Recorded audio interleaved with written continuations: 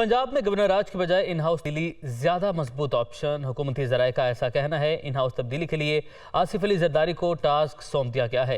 In house तब्दीली के लिए एतमाद के वोट का ऑप्शन भी इस्तेमाल किया जा सकता है। इन हाउस तब्दीली के लिए तरीके दम एतमाद नहीं लाई जाएगी तो पंजाब में गवर्नर राज लगाया जाएगा या नहीं। तो पंजाब में गवर्नर राज के बजाय इन हाउस तब्दीली ज्यादा मजबूत ऑप्शन है।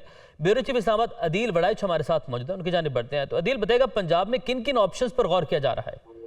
हाँ जी, पंजाब के हवाले से हुकूमत में पीडीएम इत्तेहाद में इस बात पे इत्तेफाक पाया जाता है कि गवर्नर राज जो है वो किसी सूरत नहीं लगाना। उसकी रीजन यह है कि वजारत कानून इसकी मुखालफत कर चुकी है। दूसरा, पीडीएम में शामिल जो अक्सरियती जमातें हैं इत्तेहाद में, वो समझती हैं कि गवर्नर राज लगाने से पाकिस्तान तहरीक इंसाफ जो है उसे सियासी शहीद नहीं बनाया जाएगा।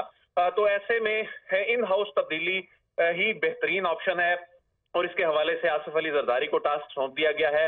आसिफ अली जरदारी ने इस पे वर्किंग भी शुरू कर दी और इसके लिए जो एतमाद का वोट है वो एक स्ट्रांग ऑप्शन होगा। और एतमाद का वोट अगर अब्सटेन करते हैं उनके 5 या 6 लोग, तो उसमें एतमाद का वोट नंबर पूरा करना, अक्सरियत साबित करना मुश्किल हो जाएगा पाकिस्तान तहरीक इंसाफ और काफ लीग के लिए।